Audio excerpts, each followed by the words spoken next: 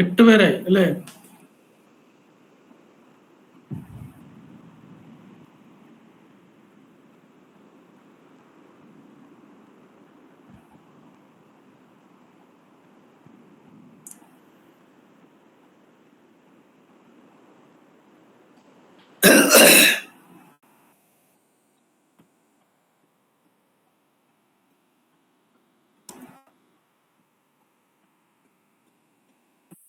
Good evening.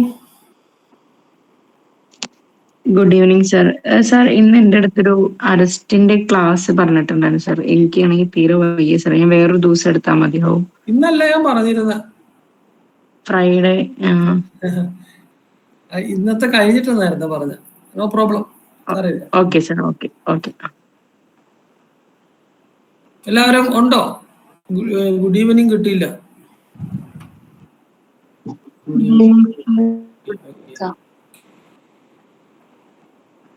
Yes. അപ്പൊ ഇനി വരുന്നവർ ജോയിൻ ചെയ്യട്ടെ, നമുക്ക് സ്റ്റാർട്ട് ചെയ്യാം. നമ്മള് 187 ആണ് നമ്മൾ നോക്കിക്കൊണ്ടിരുന്നത് അല്ലേ?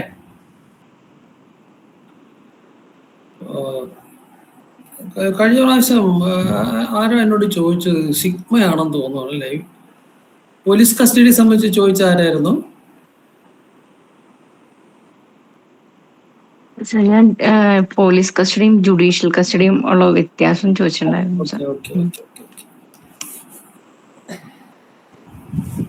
നമുക്ക്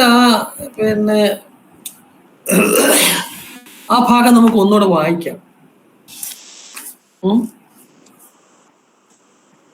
നമ്മള് കഴിഞ്ഞ ക്ലാസ്സിൽ നമ്മള് പഠിച്ചത്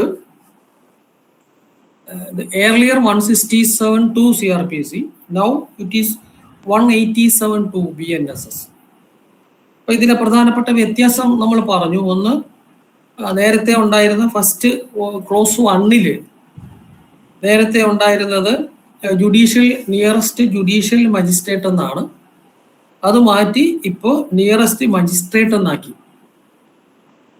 എന്ന് പറഞ്ഞാൽ അത് ജുഡീഷ്യൽ മജിസ്ട്രേറ്റ് ആകണമെന്നില്ല എന്നാണ് അതിന്റെ അർത്ഥം. കുറച്ചുകൂടി വിശദമായിട്ട് പറഞ്ഞാൽ എക്സിക്യൂട്ടീവ് മജിസ്ട്രേറ്റ് കൂടെ ആകാം എന്നാണ്. അല്ല, അതിന്റെ ഇന്റർപ്രിട്ടേഷൻ അങ്ങനെ വരും, അതിന്റെ ധ്വനി അങ്ങനെയാണ്. പിന്നെ അവിടെ ഒരു ഡൗട്ട് വന്നത്, സിഗ്മക്ക് വന്ന ഡൗട്ട്,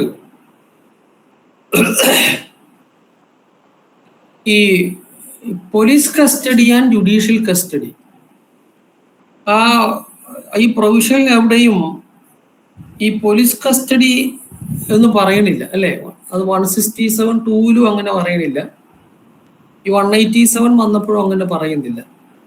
ബട്ട് പ്രപ്പോസിഷൻ എന്താണ്?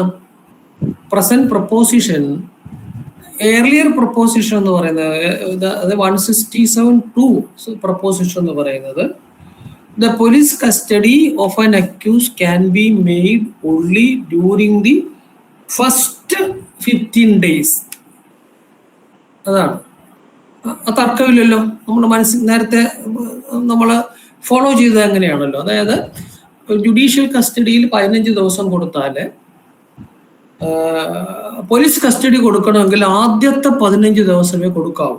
അതാണ് അക്സെപ്റ്റഡ് പ്രിൻസിപ്പിൾ BNSS വരുന്നതിന് മുമ്പ്. പിന്നെ പോലീസ് കസ്റ്റഡിയിലായാലും ജുഡീഷ്യൽ കസ്റ്റഡിയിലായാലും അറ്റ് എ ടൈം 15 ദിവസമാണ് റിമാൻഡ് വരുന്നത്. കോടതിയിൽ നമ്മൾ കാണുന്നത് അങ്ങനെയല്ലോ. റിമാൻഡ് ടു 15 days ആണ്. Further remand extend to another 15 days ആണ്. അപ്പൊ നമ്മൾ അതിൽ നിന്ന് മനസ്സിലാക്കിയെന്ന് വെച്ചാൽ എന്താണ്? As per this provision, the period of custody, the period of remand is only 15 days at a time. അതാണ്. ഇപ്പൊ 167(2) നമ്മൾ പഠിച്ചത് ആദ്യത്തെ 15 ദിവസം മാത്രമേ പോലീസ് കസ്റ്റഡി കൊടുക്കാവൂ. അതാണ്. അത് ആദ്യം വന്നത്, അത് ഇന്റർപ്രറ്റ് ചെയ്തുകൊണ്ടാണ് നമ്മൾ നേരത്തെ പറഞ്ഞ CBI versus Anupam J Kulkarni എന്ന ഡിസിഷൻ നമ്മൾ പറഞ്ഞു. 1992 KHC 863. അപ്പോ ഇപ്പോഴത്തെ പൊസിഷൻ എന്താണ്? ഇപ്പോഴത്തെ പൊസിഷൻ BNSS വന്നപ്പോ ഈ 15 ഡേയ്സ് ഒറ്റ ടേക്കിൽ 15 ഡേയ്സേ കൊടുക്കാവൂ, മുമ്പത്തെ പോലെ തന്നെ ഇപ്പോഴും. ബട്ട് മുമ്പുണ്ടായിരുന്നത് 167 ഉണ്ടായിരുന്നത് ആദ്യത്തെ ആ 15 ദിവസത്തിനുള്ളിൽ മാത്രമേ പോലീസ് കസ്റ്റഡി കൊടുക്കാൻ പറ്റൂ. ഇപ്പൊ എന്താ മാറിയത്? ഇപ്പൊ മാറിയത് ഒറ്റ ടൈമിൽ 15 ദിവസമേ കൊടുക്കാവൂ, എന്നാൽ അതിനുശേഷം ഒരു ദിവസം ജുഡീഷ്യൽ കസ്റ്റഡിക്ക് പോയി വീണ്ടും ഒരു 15 ദിവസം പോലീസ് കസ്റ്റഡി വീണ്ടും കൊടുക്കാം. അങ്ങനെ 40 ദിവസം കൊടുക്കാം. In the case of 60 days, അതായത് അപ് ടു 10 years വരെയുള്ളതിന് 60 ദിവസമാണല്ലോ. ആ 60 ദിവസത്തെ ഡിറ്റൻഷനകത്ത് ഫസ്റ്റ് 40 ഡേയ്സ് പോലീസ് കസ്റ്റഡി കൊടുക്കാം. ബട്ട് ഒറ്റ ടൈമിൽ 40 കൊടുക്കരുത്, ഒറ്റ ടൈമിൽ 15 കൊടുക്കാവൂ. 90യുടെ കാര്യത്തിൽ ഒറ്റ ടൈമിൽ 15 കൊടുക്കാവൂ, അത് പലപ്പോഴായിട്ട് 60 ഡേയ്സ് വരെ പോകാം. അപ്പൊ ഇവിടുത്തെ ഒരു ന്യായമായി നമുക്ക് ഉണ്ടാകുന്ന ഒരു ഡൗട്ട്, അങ്ങനെ ഡിസ്ക്രിമിനേറ്റ് ചെയ്ത് ഇതിനകത്ത് പറയണില്ല. ഏതാ ഈ പോലീസ് കസ്റ്റഡി ആണോ അല്ലെങ്കിൽ ജുഡീഷ്യൽ കസ്റ്റഡി ആണോ എന്നത് പറയുന്നില്ല. ഇനി നമുക്ക് ഒന്ന് വായിക്കാം. അപ്പൊ എന്താണ്? whenever any person is arrested and detained in custody, any person is arrested and detained in custody. അപ്പൊ അതിപ്പോ ആരുടെ കസ്റ്റഡിയിലായിരിക്കുക? പോലീസിന്റെ കസ്റ്റഡിയിലാണ്, അല്ലേ? And it appears that investigation cannot be completed within the period of 24 hours fixed by section 58, and there are grounds for believing that the acquisition or information is well founded.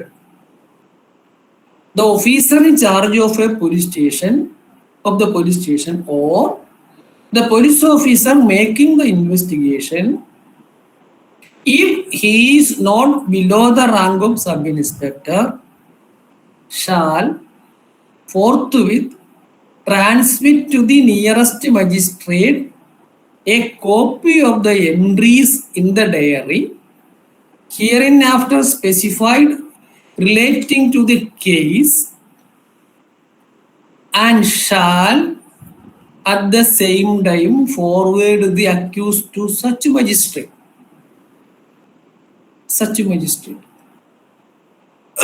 ഇനി 2,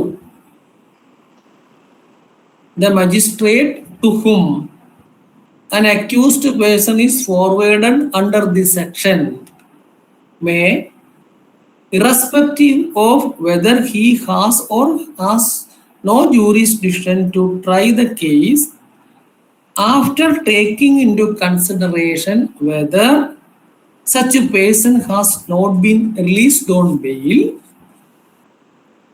or his bail has been cancelled,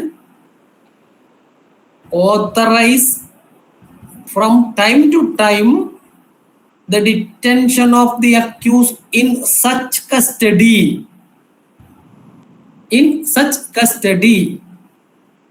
അപ്പോ പ്രതി നേരത്തെ police കസ്റ്റഡിയിലായിരുന്നു, അയാളെ നേരെ കോടതിയിലോട്ട് കൊണ്ടുവന്നു. അപ്പൊ കോടതിയുടെ കസ്റ്റഡിയിലായി. അപ്പൊ ഈ സച്ച് കസ്റ്റഡി എന്ന് പറയുന്നത് എന്താണ് എന്നതാണ് ചോദ്യം, അല്ലെ? ഡൗട്ട് അതാണ് വരുന്നത് നോർമലി. ഈ സച്ച് കസ്റ്റഡി എന്നുള്ളത്, അത് ഞാൻ നേരത്തെ പറഞ്ഞ CBI versus Anupam J Kulkarni ആ കേസിലാ പറഞ്ഞു. എന്താണ് ഈ കസ്റ്റഡി എന്ന് പറയുന്നത്? എന്താണ്? Either police custody or judicial custody. മനസ്സിലായില്ലേ? Either police custody or judicial custody. അപ്പോ ഇനി പറയുന്ന കാര്യങ്ങൾ ഈ 2 കസ്റ്റഡിക്കും ആപ്ലിക്കബിൾ ആണ്. എന്താണ് ഇനി ആപ്ലിക്കബിൾ ആയിട്ട് 2 കാര്യങ്ങൾ? സച്ച് കസ്റ്റഡി, ആ such magistrate thinks fit for a term not exceeding 15 days. അപ്പൊ ആ കസ്റ്റഡിയിലോട്ട് 15 ദിവസത്തിലധികം വിടാൻ പാടില്ല, ഡിറ്റൈൻ ചെയ്യാൻ പാടില്ല. ഇൻ ദ ഹോൾ, മൊത്തമായിട്ട്, ഇൻ പാർട്ടായിട്ട്, at any time during the initial 40 days. അവിടെ നമ്മൾ കട്ട് ചെയ്ത് വായിച്ചാൽ മതി. 40 days, 60 days ഇപ്പൊ വിടുക. Out of the detention period of 60 days. ഇനി ആദ്യം പറഞ്ഞ 60 days എടുക്കുക. Out of the detention period of 90 days. As the case may be, as provided in subsection 3. Subsection 3 എന്താണ്? അതവിടെ നിൽക്കട്ടെ. സബ്സെക്ഷൻ 3 എന്താണ്?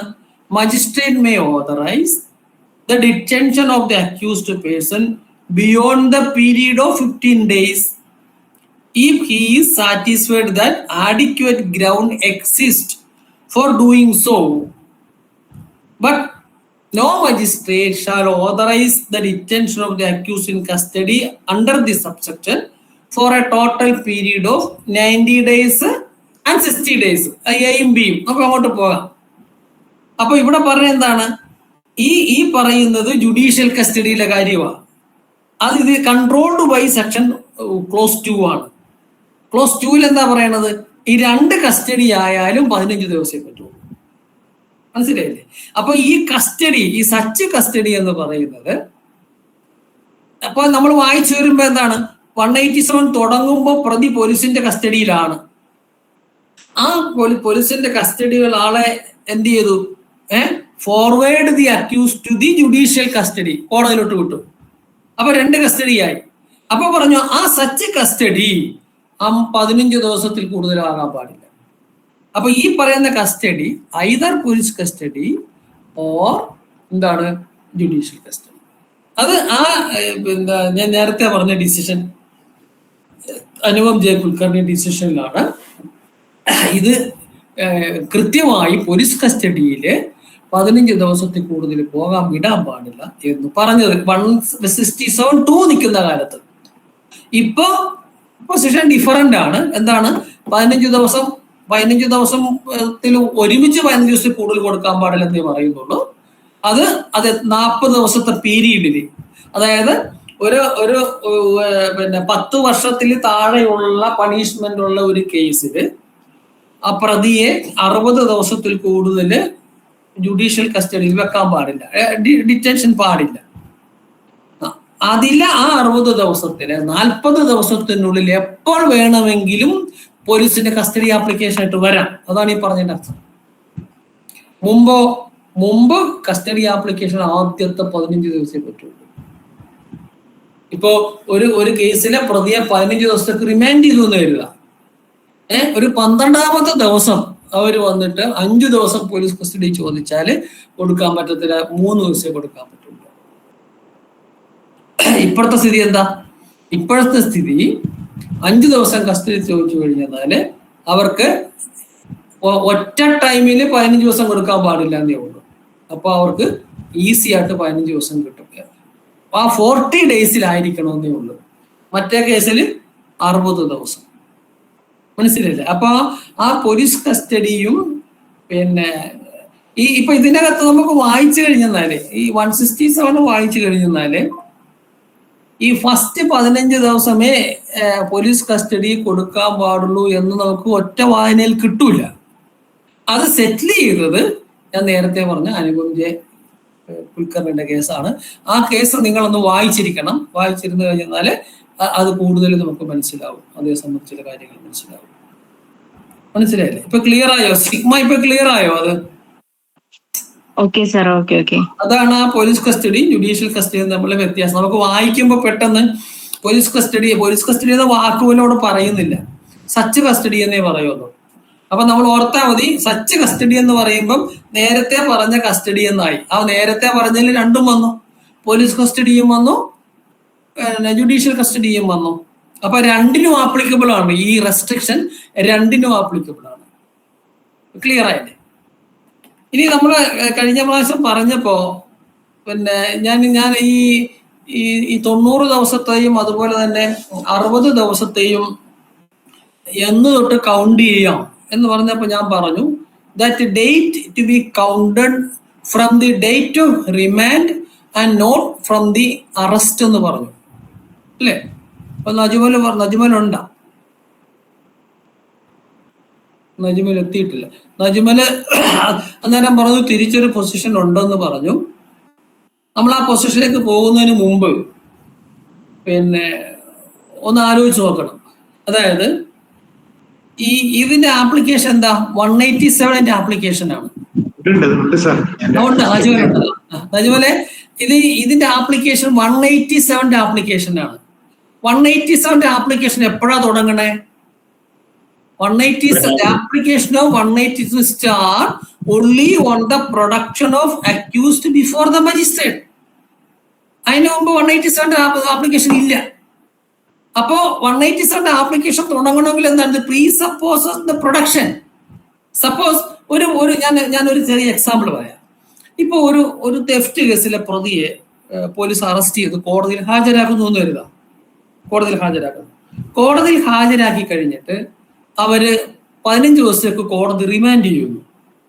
15 ദിവസത്തേക്ക് കോടതി റിമാൻഡ് ചെയ്ത് കഴിയുമ്പോൾ ഒരു 10ാമത്തെ ദിവസം പോലീസ് കസ്റ്റഡി ആപ്ലിക്കേഷൻ ഫയൽ ചെയ്യുന്നു. റിക്കവറിയെ സംബന്ധിച്ചുള്ള ഇൻഫർമേഷൻ ഉണ്ട്, അതുകൊണ്ട് ഇയാളെ കസ്റ്റഡിയിലെടുത്ത് ഇന്ററോഗേറ്റ് ചെയ്യണം for the purpose of affecting recovery. അങ്ങനെ കൊടുക്കുന്നു. കോടതി ഗ്രാൻഡ് ചെയ്യുന്നു. കൊണ്ടുപോയി ഇൻവെസ്റ്റിഗേഷൻ നടത്തുന്നു. ഇൻവെസ്റ്റിഗേഷൻ നടത്തുമ്പോൾ during the period of that investigation it is revealed that he already committed another offense for which already there has been an FIR registered എന്ന് കാണുന്നു. ഇവര് എന്ത് ചെയ്യും? ഇവരെ അതിനകത്ത് അവർക്ക് അറസ്റ്റ് ചെയ്യാം. അപ്പൊ അവരുടെ കസ്റ്റഡി നിൽക്കുകയാണ്, പ്രതി കസ്റ്റഡി നിൽക്കുകയാണ്. പിന്നെ നമ്മൾ നേരത്തെ പഠിച്ച യു ആർ അണ്ടർ അറസ്റ്റ് എന്ന് പറയേണ്ട കാര്യമില്ല. അപ്പോഴാണ് പുതിയൊരു വേർഡ് വന്നത്, ഫോമൽ അറസ്റ്റ് എന്ന് വന്നത്. അവരുടെ കൈ ഇരിപ്പുണ്ടല്ലോ ആള്. അപ്പൊ എന്ത് ചെയ്യും? അതിനകത്തൊരു ഫോമൽ അറസ്റ്റ് റെക്കോർഡ് ചെയ്യും. ഫോമൽ അറസ്റ്റ് റെക്കോർഡ് ചെയ്ത് കഴിഞ്ഞാൽ നോർമലി അറസ്റ്റ് രേഖപ്പെടുത്തി കഴിഞ്ഞാൽ പിന്നെന്താ? പിന്നെ സെക്ഷൻ 58 ഉണ്ട്. എന്താണ്? He will be produced before that court. ആ കോടതിയിൽ ഹാജരാക്കണം, 24 മണിക്കൂറിൽ ഹാജരാക്കണം എന്നാണല്ലോ. അപ്പൊ അതിനകത്ത് അവര് ഹാജരാക്കുന്നില്ല എന്ന് കരുതുക. അവർ സിമ്പിളി റിപ്പോർട്ട് മറ്റേ കോടതി കൊടുക്കുകയാണ്. കാരണം അതിനകത്ത് ഇവർക്ക് കസ്റ്റഡി വേണ്ട, റിമാൻഡും വേണമെന്നില്ല, bail വിടാവുന്നൊരു കേസുമാണെന്നിരിക്കട്ടെ.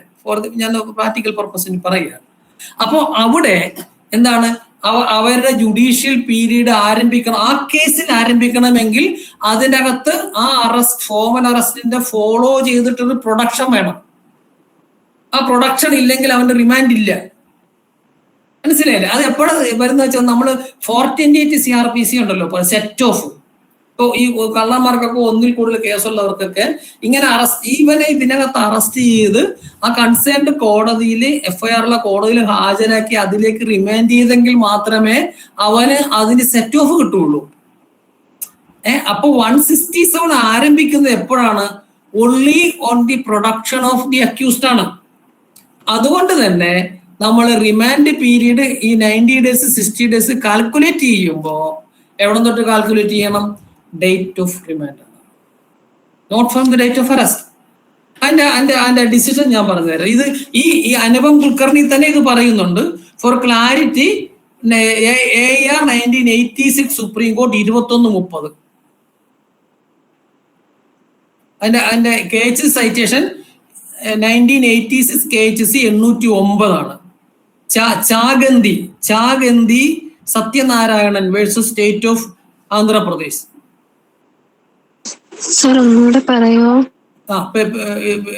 AR 1986 supreme court 2130. KHC citation 1986 KHC 809. Chaganti CHAGANTHI Chaganti Satyanarayanan versus state of Andhra Pradesh. പറയുന്നത് എങ്ങനെയാണ്? the power of the magistrate starts only when the accused produced before the court.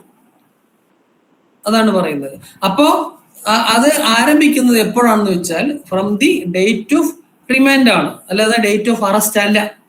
ഇനി അല്ല, അത് നമുക്ക് ഒന്നുകൂടെ ക്ലാരിറ്റി കിട്ടും. നമ്മൾ കുറച്ചുകൂടി ഫ്രണ്ടിലോട്ട് വായിക്കുമ്പോൾ ഒന്നുകൂടെ ക്ലാരിറ്റി കിട്ടും. പിന്നെ അപ്പോ ഇത് മനസ്സിലായല്ലോ, ആ ഡിസ്റ്റിങ്ഷൻ മനസ്സിലായല്ലോ, എന്തുകൊണ്ടാണ് പോലീസ് കസ്റ്റഡി, എന്തുകൊണ്ടാണ് ജുഡീഷ്യൽ കസ്റ്റഡി എന്നുള്ള ആ ഒരു ക്ലാരിറ്റി കുറവ് ഇപ്പൊ മനസ്സിലായല്ലോ. ഇനി നമ്മള് നമ്മൾ ബാക്കി കാര്യങ്ങൾ നമ്മൾ കഴിഞ്ഞ ക്ലാസ്സിൽ പറഞ്ഞു. 10 yearsന്റെ കാര്യം പറഞ്ഞു, അത് വരുന്നത് എപ്പോഴാണെന്ന് പറഞ്ഞു, മിനിമം 10 years വരണമെന്ന് പറഞ്ഞു. ഇനി നെക്സ്റ്റ് പിന്നെ ഇന്നത്തെ പത്രത്തിൽ നമ്മൾ ഇന്നലെ മിഞ്ഞാത്ത ക്ലാസ് കഴിഞ്ഞതിന്റെ പിറ്റേ ദിവസത്തെ പത്രത്തിൽ വാർത്ത നിങ്ങൾ വായിച്ചു കാണും. അതായത് ശബരിമല മോഷണ സ്വർണ്ണ കേസുമായിട്ട് ബന്ധപ്പെട്ട് ഒരു പ്രതിയെ ഇപ്പം പിന്നെ ആശുപത്രി പോയി അറസ്റ്റ് റെക്കോർഡ് ചെയ്തു. വായിച്ചോ നിങ്ങൾ പത്രത്തിൽ?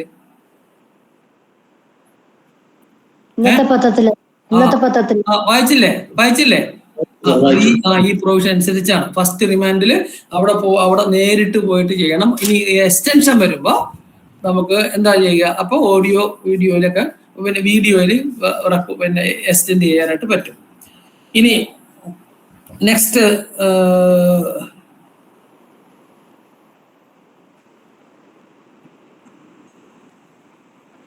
ഇനി ഇനി ഇനി ഒരു കാര്യം പറഞ്ഞു വെച്ചെന്നാല് നമ്മള് ഈ ഡിഫോൾട്ട് ബെയിൽ പഠിച്ചല്ലോ. ഈ ഡിഫോൾട്ട് ബെയിൽ പഠിച്ചപ്പോ അതിന്റെ ആ എക്സ്പ്ലനേഷൻ 1 ഒന്ന് നോക്കിയേ. ക്ലോസ് 5ന്റെ explanation 1, for avoidance of doubts it is hereby declared that notwithstanding the expiry of the period specified in subsection 3, അതായത് 90 days and 60 days, the accused shall be detained in custody so long as he does not furnish bail. Bale കൊടുത്തില്ല എങ്കിൽ, bail കൊടുക്കാൻ തയ്യാറല്ല എങ്കിൽ അയാളെ ഇതിനപ്പുറത്തേക്ക് remand ചെയ്യാം. മനസ്സിലായില്ലേ? Then ഇത് ഞാൻ പറഞ്ഞാണ്, ഇത് കഴിഞ്ഞ പ്രാവശ്യം പറഞ്ഞതാണ്. പ്രതി പിന്നെ കൊണ്ടുവരുമ്പോൾ മജിസ്ട്രേറ്റർമാരെ അതിന്റെ പുറത്ത് റിമാൻഡ് റിപ്പോർട്ടിന്റെ പുറത്ത് കൊണ്ട് ഒപ്പിടിക്കും. ഒപ്പിടിച്ച് കഴിഞ്ഞിട്ട് നിങ്ങൾ ആരെങ്കിലും ആ ഓർഡർ, റിമാൻഡ് ചെയ്ത ഓർഡർ വായിച്ചു നോക്കിയിട്ടുണ്ടോ?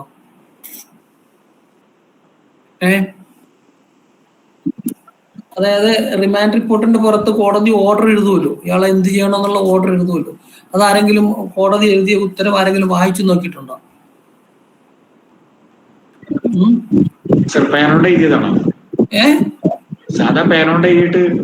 ആ പേനോണ്ട് എഴുതുന്നത്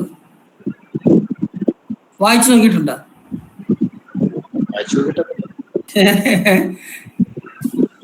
വായിച്ചു നോക്കി ഇങ്ങനെയായിരിക്കും എഴുതിയിരിക്കണം. ഡേറ്റും ടൈമും ഒക്കെ എഴുതിയിട്ട് ഇങ്ങനെ എഴുതും: the accused who signed above is arrested and produced before me on date at എന്ന് പറഞ്ഞിട്ടായിരിക്കും എഴുതുന്നത്.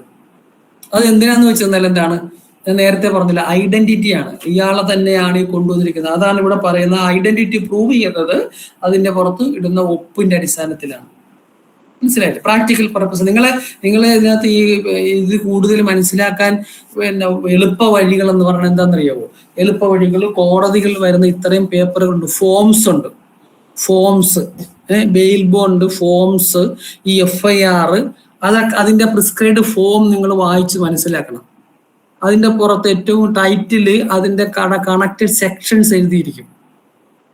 ഇപ്പൊ ബെയിൽ ബോണ്ട് എഴുതുമ്പോൾ അതിന്റെ പുറത്ത് സെക്ഷൻ 88 ഇങ്ങനെ ബെയിൽ ബോണ്ടിന്റെ സബ് ടൈറ്റിലായിട്ട് ഫോം നമ്പർ ഇത്ര നേടി താഴെ ബ്രാക്കറ്റിൽ അത് ഏത് സെക്ഷൻ പ്രകാരമാണോ എഴുതുന്നത്. അത് വെച്ചിട്ട് നിങ്ങൾ ആ സെക്ഷൻ കമ്പയർ ചെയ്ത് പഠിക്കുമ്പം അതിന്റെ എല്ലാ സംഗതികളും മനസ്സിലാകും. മനസ്സിലായോ? അപ്പൊ ഇതൊക്കെ റിമാൻഡ് റിപ്പോർട്ടിന്റെ ഭാഗത്ത് ഇങ്ങനെ എഴുതുന്നത്, FIRന്റെ പുറത്ത് മജിസ്ട്രേറ്റ് എന്താണ് എഴുതുന്നത്, FIRന്റെ പുറത്ത് മജിസ്ട്രേറ്റ് ഇൻസുലേറ്റ് വാക്ക് എഴുതി വെക്കുമായിരുന്നു. എന്താന്ന് പറയാവോ? കണ്ടിട്ടുണ്ടോ? മജിസ്ട്രേറ്റ് എന്താ എഴുതുന്നത് FIRന് വരുമ്പോ? FIR വരുമ്പം ആദ്യം തന്നെ JS അതിന്റെ പുറത്ത് എപ്പോഴാണ് വന്നത് ഡേറ്റും സമയവും വെക്കും. എന്നിട്ട് മജിസ്ട്രേറ്റ് മുമ്പിൽ കൊണ്ട് കൊടുക്കും. അപ്പൊ മജിസ്ട്രേറ്റ് അതിനകത്തൊരു വാചകം എഴുതി വെക്കും. എന്താണ്? കണ്ടിട്ടുണ്ടോ? ആരെങ്കിലും കണ്ടിട്ടുണ്ടോ?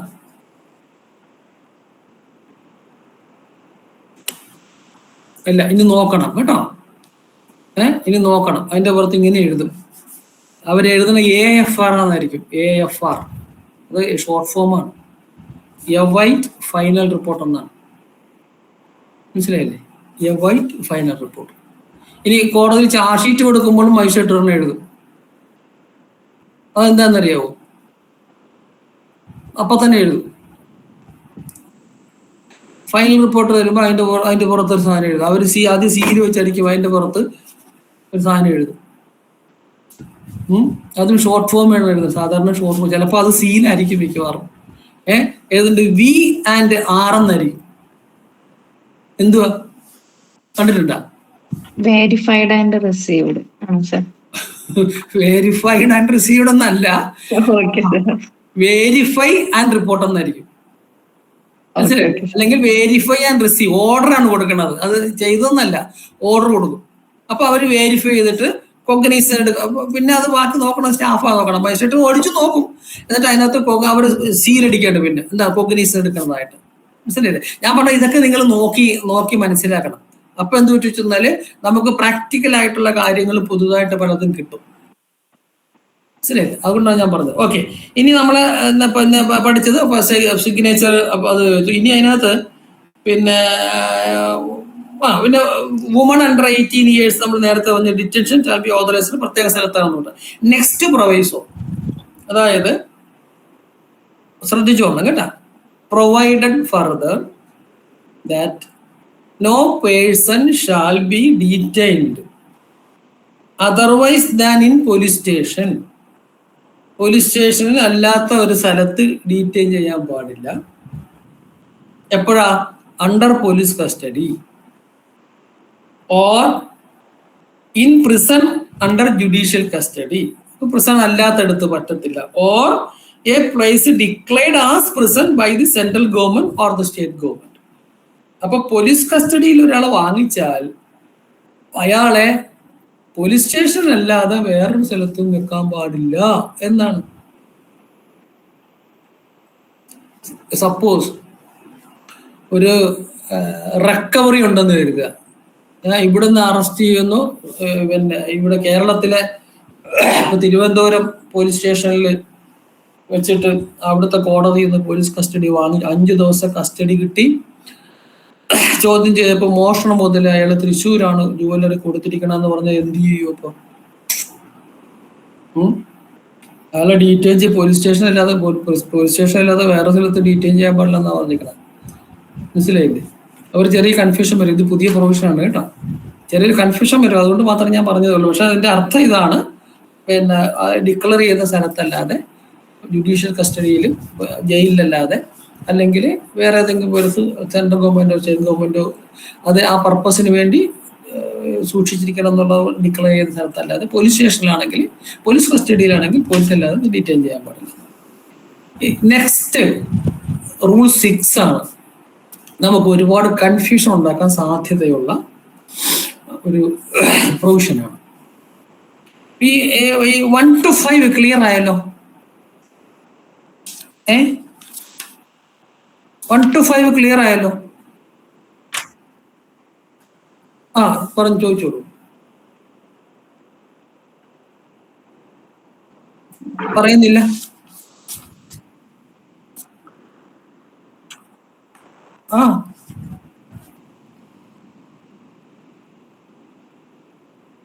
അല്ല, അതാണ് ഞാൻ പറഞ്ഞത്. നെക്സ്റ്റ് വായിക്കുമ്പോൾ അത് ക്ലിയർ ആകും. 6ാമത്തെ വായിക്കുമ്പോൾ ക്ലിയർ ആകും. 187 ക്ലോസ് 6 ഒന്ന് വായിക്കൂ. രേവതി ഒന്ന് വായിക്കൂ.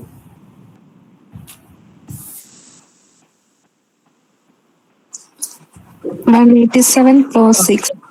Notwithstanding anything contained in subsection 1 to subsection 5, the officer in charge of the police station or the police officer making the investigation, if he is not below the rank of a sub-inspector, may, where a magistrate is not available, transmit to the nearest executive magistrate on whom the powers of a magistrate have been conferred a copy of the entry in the diary hereinafter specified relating to the case, and shall at the same time forward the accused to such executive magistrate, and thereupon such executive magistrate may, for reasons recorded to be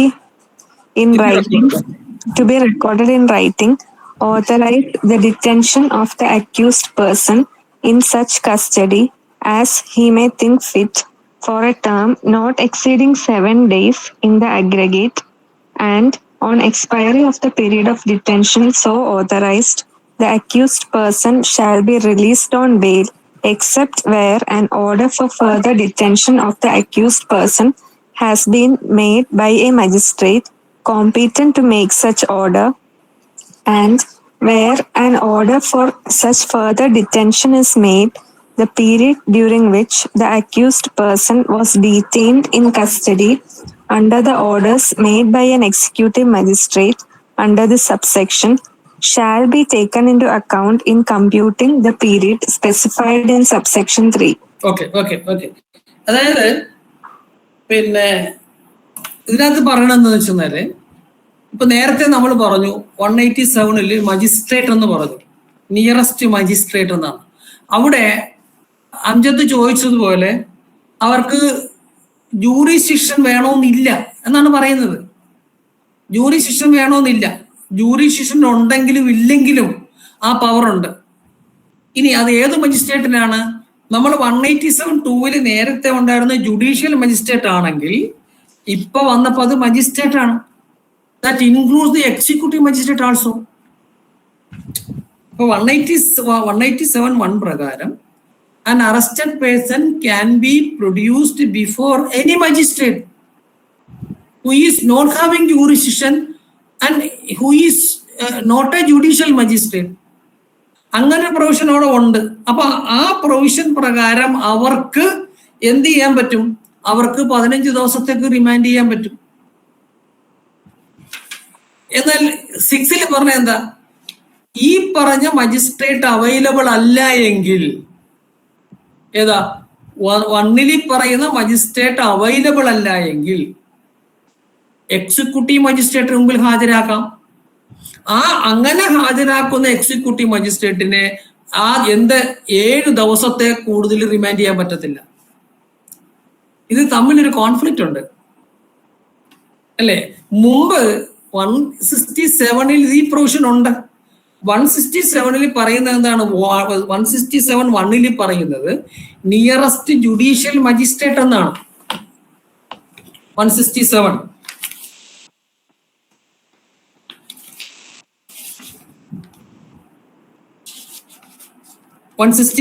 പറയുന്നത് shall forth transmit to the nearest judicial magistrate. എന്നിട്ട് ഇതിന്റെ comparative provision എന്താണ്? 2A, 167(2)(A), notwithstanding anything contained in subsection 1 or subsection 2, the officer in charge of a police station or the police officer making the investigation, if he is not below the rank of the sub-inspector, may, where a judicial magistrate is not available, transmit to the nearest executive magistrate. പക്ഷെ ഇവിടെ എന്താ സ്ഥിതി? ഇവിടെ ആദ്യത്തിൽ തന്നെ executive magistrate is also included. എന്നിട്ട് ഇവിടെ പറയുന്നു അവർ അവൈലബിൾ അല്ല എങ്കിൽ വീണ്ടും എന്ത് ചെയ്യും? നിയറസ്റ്റ് എക്സിക്യൂട്ടീവ് മജിസ്ട്രേറ്റിന്റെ പവേഴ്സ് ഉള്ള നിയറസ്റ്റ് എക്സിക്യൂട്ടീവ് മജിസ്ട്രേറ്റ് മുമ്പിൽ ഹാജരാക്കാം. അങ്ങനെ ഹാജരാക്കിയാൽ they can authorise the detention of the accuse in such custody as he may think fit, but for a term not exceeding 7 days in the aggregate. 7 ദിവസത്തേക്ക് അവർക്ക് കസ്റ്റഡിയിൽ വിടാം, റിമാൻഡ് ചെയ്യാം. എന്നിട്ട് പറഞ്ഞു on the expiry of the period of detention so authorized, അതായത് ഈ 7 ദിവസം, the accused person shall be released on bail except where an order for further detention of the accused has been made by the magistrate competent. അതായത് ഇയാൾക്ക് competency ഇല്ലല്ലോ, jurisdiction ഇല്ലല്ലോ. അങ്ങനെ വരുന്ന മജിസ്ട്രേറ്റിന് അവിടുന്ന് ജാമ്യത്തിൽ വിട്ടില്ല എങ്കിൽ അവർക്ക് ജാമ്യം കൊടുക്കാൻ പറ്റൂല. And where an order of such further detention is made the period. ഇനിയാണ് നമ്മൾ നേരത്തെ പറഞ്ഞൊരു കാര്യം എന്താണെന്ന് വെച്ചാൽ, അങ്ങനെ 7 ദിവസത്തേക്ക് റിമാൻഡ് ചെയ്തു എന്ന് കരുതുക. റിമാൻഡ് ചെയ്യുമ്പോൾ ഒരു കാര്യം ശ്രദ്ധിച്ചോ, പറഞ്ഞ എന്താണ്? Such period. ഏതാ period? During which the accused person was detain in custody. ഈ 7 ദിവസം under the orders made by an executive magistrate under this subsection shall be taken into account in computing the period specified in subsection 3. Subsection 3 എന്താ? 90-60. അപ്പൊ ആ 90-60 count ചെയ്യാൻ ഈ 7 ദിവസം കൂടെ കണക്കാക്കാം. ശ്രദ്ധിച്ചോ, അപ്പൊ അറസ്റ്റ് വരില്ല. ക്ലിയർ ആയില്ലേ? അപ്പൊ ഡേറ്റ് എന്ന് തൊട്ടാ വരുന്നത്? ഡേറ്റ് ഓഫ് റിമാൻഡ് മുതലാണ്. ഇത് ഈ ക്ലോസ് 6 സത്യത്തിൽ മറ്റതുമായിട്ട് വായിക്കുമ്പോൾ കൺഫ്യൂഷൻ ഉണ്ടാവും. കാര്യം എന്താ? ക്ലോസ് 1 തന്നെ ഒരു ജൂറിസ്ഡിക്ഷനും ഇല്ലാത്ത മജിസ്ട്രേറ്റിന് ഈ പവർ കൺഫർ ചെയ്തിട്ടുണ്ട്. ഏത് പവറാ? അയാൾക്ക് പോലീസ് കസ്റ്റഡി വരെ കൊടുക്കാം. സാധാരണ പോലീസ് കസ്റ്റഡി കൊടുക്കേണ്ടത് ആരാ കൊടുക്കണേ? പോലീസ് കസ്റ്റഡി കൊടുക്കേണ്ടത് കോമ്പീറ്റന്റ് മജിസ്ട്രേറ്റ് ആണ്. അതായത് ട്രയൽ നടത്താൻ കോമ്പീറ്റൻസ് ഉള്ള മജിസ്ട്രേറ്റ് ഇതെല്ലാം പരിശോധിച്ച് ജുഡീഷ്യൽ സ്ക്രൂട്ടിനിക്ക് ശേഷമാണ് ഇതെല്ലാം ചെയ്യുന്നത്. അത് ഇപ്പൊ 187 പുതിയ നിയമം വന്നപ്പോ even an executive magistrate mentioned in clause 1 of 187 is also empowered to give police custody. അപ്പൊ ഈ പ്രൊവിഷന്റെ ആവശ്യം ഇല്ല ശരിക്കും പറഞ്ഞു തന്നാൽ. കാര്യം എന്താ? ഇതിനകത്ത് പറഞ്ഞ എന്താ? അവർ അവൈലബിൾ അല്ല എങ്കിൽ ഈ എക്സിക്യൂട്ടീവ് മജിസ്ട്രേറ്റ്, ഈ എക്സിക്യൂട്ടീവ് മജിസ്ട്രേറ്റ് അവിടെ ഉണ്ടെന്നേ അവിടെ പറയുന്നുണ്ടല്ലോ. അപ്പൊ പിന്നെ അയാൾ അവൈലബിൾ അല്ല എന്ന് പറഞ്ഞ ക്വസ്റ്റ്യനെ ഉദിക്കുന്നില്ല. മനസ്സിലായില്ലേ? അപ്പൊ നമ്മൾ ശ്രദ്ധിക്കേണ്ട കാര്യം 187 അപ്ലൈ ചെയ്യാനായിട്ട് ജൂറിസ്ഡിക്ഷണൽ മജിസ്ട്രേറ്റ് വേണമെന്നില്ല എന്നുള്ളതാണ്. മനസ്സിലായില്ലേ? നേരത്തെയും 167(2) ആദ്യത്തെ റിമാൻഡ് ജൂറിസ്ഡിക്ഷൻ ഇല്ലാത്ത മജിസ്ട്രേറ്റിന് കൊടുക്കാം, ചെയ്യാം. അപ്പൊ നിങ്ങൾ ചില കാര്യം ശ്രദ്ധിച്ചല്ലോ, ഈ പോക്സോ കേസിലൊക്കെ ഇപ്പൊ ഈ സ്പെഷ്യൽ കോടതി ഒക്കെ വരുന്നതിന് മുമ്പ് പിന്നെ ഇവർ അറസ്റ്റ് ചെയ്ത് ആദ്യം കൊണ്ടുവരുന്നത് മജിസ്ട്രേറ്റിന് മുമ്പിലാണ്. മജിസ്ട്രേറ്റാണ് റിമാൻഡ് ചെയ്യുന്നത്, ജുഡീഷ്യൽ മജിസ്ട്രേറ്റിന്. പക്ഷെ ആക്ച്വലി ജുഡീഷ്യൽ മജിസ്ട്രേറ്റിന് അത് ട്രൈ ചെയ്യാനുള്ള പിന്നെ അതോറിറ്റി ഇല്ല, പക്ഷെ റിമാൻഡ് ചെയ്യുന്നുണ്ട്. അത് ഈ പ്രൊവിഷൻ വെച്ചിട്ടാ 167(2) വെച്ചിട്ടാ. കാര്യം എന്താ? 167(2) ആപ്ലിക്കേഷനിൽ the magistrate before whom such an accused is produced need not be a jurisdictional magistrate. മനസ്സിലായി? ഇപ്പൊ അംജിത്തിന്റെ മനസ്സിലായോ എന്താ അതിന്റെ ഇംപ്ലിക്കേഷൻ?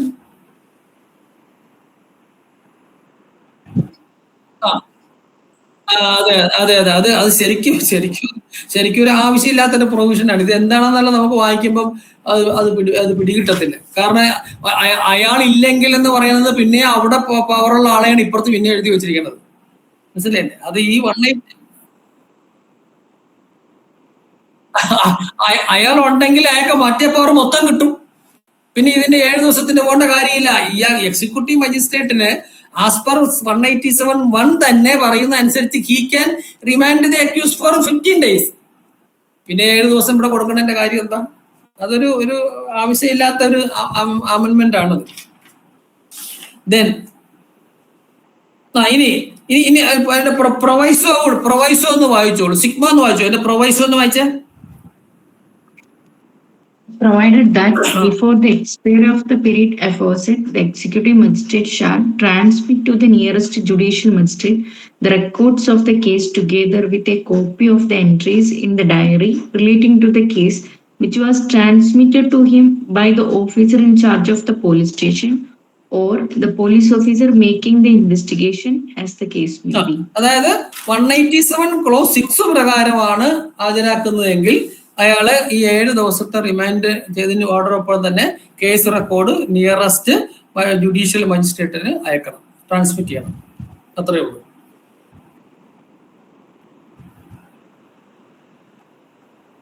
ഇനി നമ്മള് ഈ പോലീസ് കസ്റ്റഡി കൊടുക്കുമ്പോൾ ഞാൻ നേരത്തെ സൂചിപ്പിച്ചു, സാധാരണ ജുഡീഷ്യൽ മജിസ്ട്രേറ്റ് ഒക്കെ എന്ന് പറഞ്ഞാൽ വിശദമായി വാദം കേട്ട് പോലീസ് കസ്റ്റഡി ആവശ്യമുണ്ടോ എന്ന് നോക്കിയിട്ടൊക്കെ കൊടുക്കുകയുള്ളൂ. പക്ഷെ പോലീസ് കസ്റ്റഡി കൊടുക്കുമ്പോൾ സ്പീക്കിംഗ് ഓർഡർ ആയിട്ട് വേണം ചെയ്യാൻ.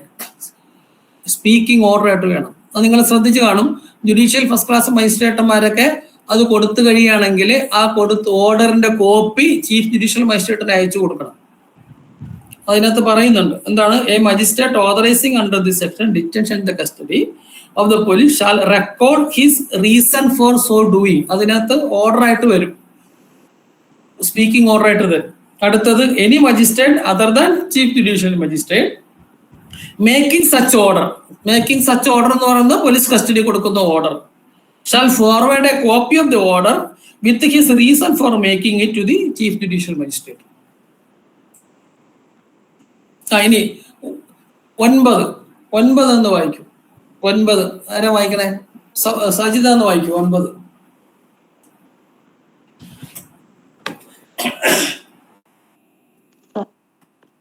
If in any case triable by a magistrate as a summons case, the investigation is not concluded within a period of 6 months from the date on which the accused was arrested, the magistrate shall make an order stopping further investigation into the offence unless the officer making the investigation satisfies the magistrate that for special reasons and in the interest of justice, the continuation of the investigation beyond the period of 6 months is necessary.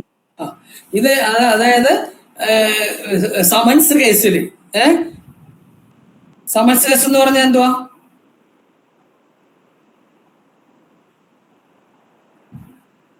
Sajitha, summons case എന്ന് പറഞ്ഞാൽ എന്താ?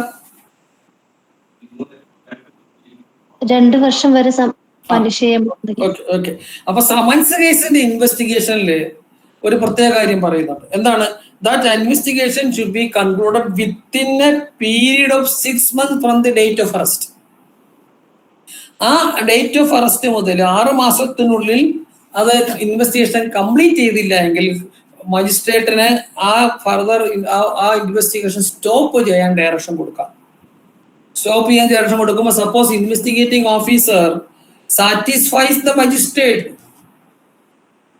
for the reason for the delay, അങ്ങനെയാണെങ്കിൽ അതിന് further time കൊടുക്കാം. അല്ലെങ്കിൽ ആ investigation stop ചെയ്യാൻ ഒരു ഓർഡർ മജിസ്ട്രേറ്റിന് കൊടുക്കാം. In the case of summons കേസിൽ ആരും ചെയ്യാറില്ല. ആരും ചെയ്യാറില്ല എന്ന് മാത്രമല്ല, ആ കാര്യത്തിന് വേണ്ടി ഒരു പ്രതിയും കോടതിയെ സമീപിക്കാറുമില്ല. ഇൻവെസ്റ്റിഗേഷൻ സ്റ്റോപ്പ് ചെയ്യാനായിട്ട് അങ്ങനെ ആരും ചെയ്യാറില്ല, അല്ലെ? നമ്മളെ ശ്രദ്ധയിൽ അങ്ങനെ വന്നിട്ടില്ല. അങ്ങനെ അതൊന്നും ആരും ശ്രദ്ധിക്കാറില്ല നോർമലി. ഇനി അങ്ങനെ സ്റ്റോപ്പ് ചെയ്താൽ, ഒരു കേസിൽ അങ്ങനെ സ്റ്റോപ്പ് ചെയ്ത് പോയി എങ്കിൽ ഒരു റെമഡി പറയുന്നുണ്ട്. അതാണ് അടുത്തത്, ക്ലോസ് 10 പറയുന്നത്. അതുകൂടെ ഒന്ന് വായിച്ചോളൂ സജിത.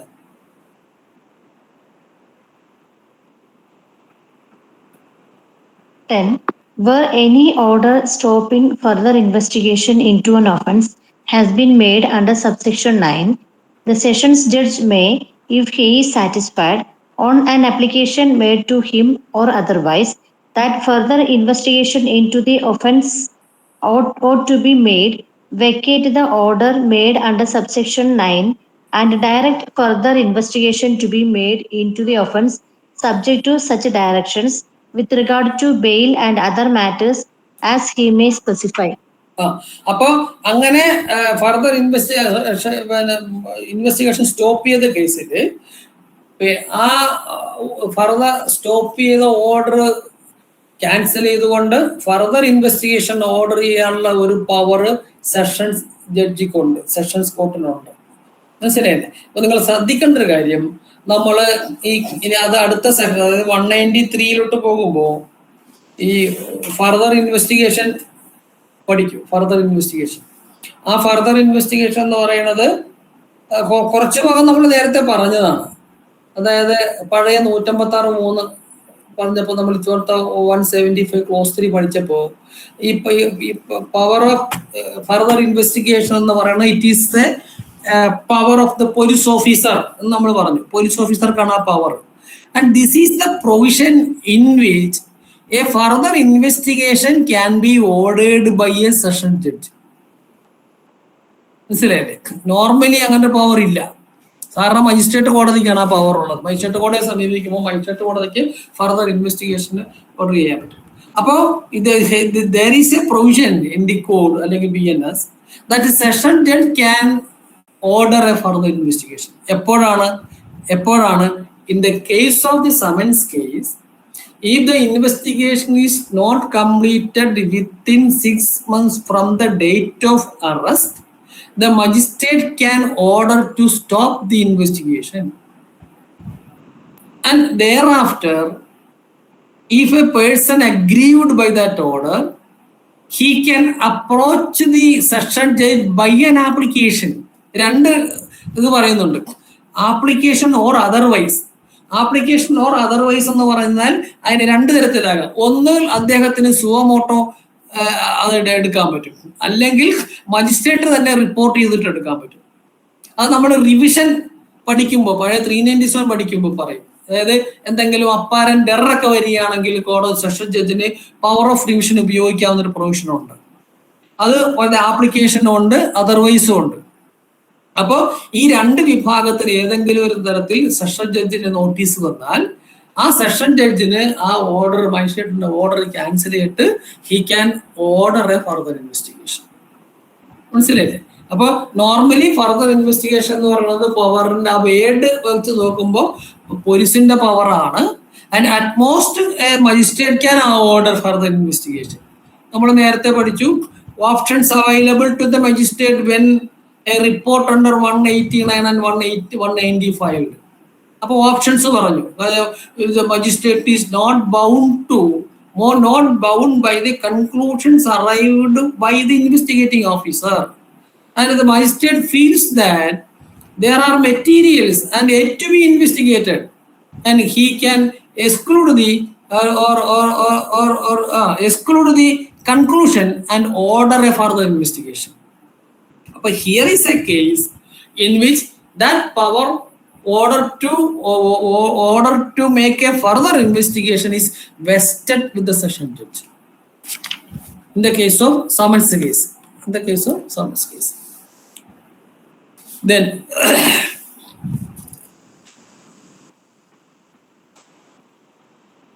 ഇപ്പൊ 187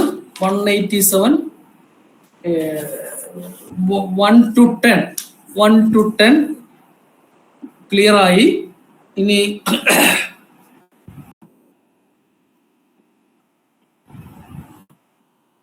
ഇനി നമ്മള് കഴിഞ്ഞ ദിവസം പഠിച്ച അതുമായി ബന്ധപ്പെട്ട് ഒന്ന് രണ്ട് കാര്യങ്ങൾ പറയാനുള്ളത്. നമ്മൾ പറഞ്ഞു 10 years വരെ പണിഷ്മെന്റ് ഉള്ള കേസിൽ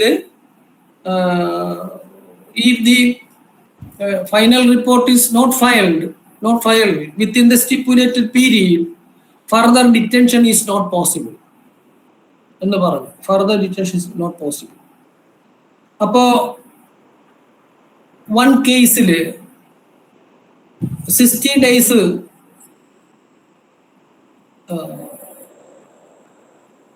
60 daysന്റെ അന്ന് കൊണ്ട് ഫൈനൽ റിപ്പോർട്ട് ഫയൽ ചെയ്യുന്നതായിരുന്നു. 60 days തികയുന്ന അന്ന് കൊണ്ട് ഫൈനൽ റിപ്പോർട്ട് ഫയൽ ചെയ്തു. എന്നിട്ട് 62ാമത്തെ ദിവസം പോലീസ് ഓഫീസർ റിപ്പോർട്ട് ഫയൽ ചെയ്തു. എന്താണ്? അവർ ആ കേസിൽ ഫർദർ ഇൻവെസ്റ്റിഗേഷൻ നടത്തുകയാണെന്ന് പറഞ്ഞു. ഫർദർ ഇൻവെസ്റ്റിഗേഷൻ നടത്തുകയാണ്.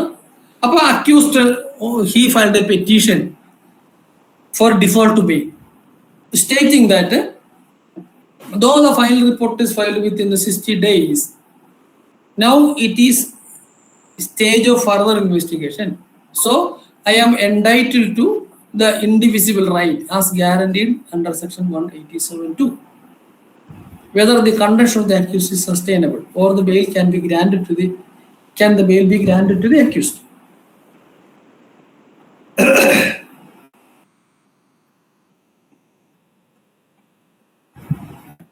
പറയാമോ?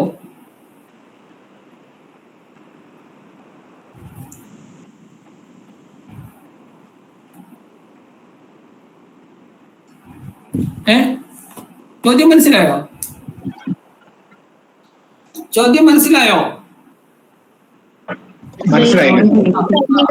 രണ്ടാം ദിവസല്ലേ? ബെയിൽ അപ്ലിക്കേഷൻ ഫയൽ ചെയ്തത് 62ാമത്തെ ദിവസം. On the reason that now the investigation is pending. ഇല്ല, കൊടുക്കാൻ പറ്റില്ല. എന്തുകൊണ്ട് പറ്റില്ല? 60 ഡേയ്സിനുള്ളിൽ അവർ ഫൈനൽ റിപ്പോർട്ട് ഫയൽ ചെയ്തത് കൊണ്ട് തന്നെ അവിടെ ബെയിൽ കൊടുക്കാൻ പറ്റില്ല. ശരിയെന്നറിയില്ല. അപ്പൊ ഫർദർ ഇൻവെസ്റ്റിഗേഷൻ പെൻഡിങ് ആണെങ്കിലോ സ്റ്റിപ്പുലേറ്റഡ് ടൈമിനുള്ളിൽ ഫൈനൽ റിപ്പോർട്ട് കൊടുത്തിട്ടുണ്ടെങ്കിൽ കൊടുക്കാൻ പറ്റില്ല എന്നുള്ളതാണ്. Any other answer?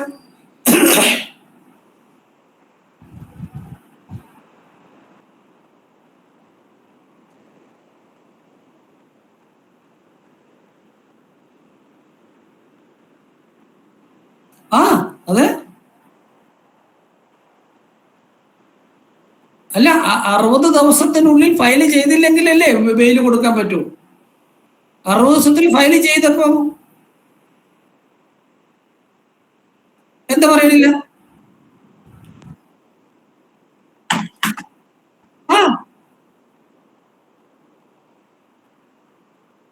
അതെ,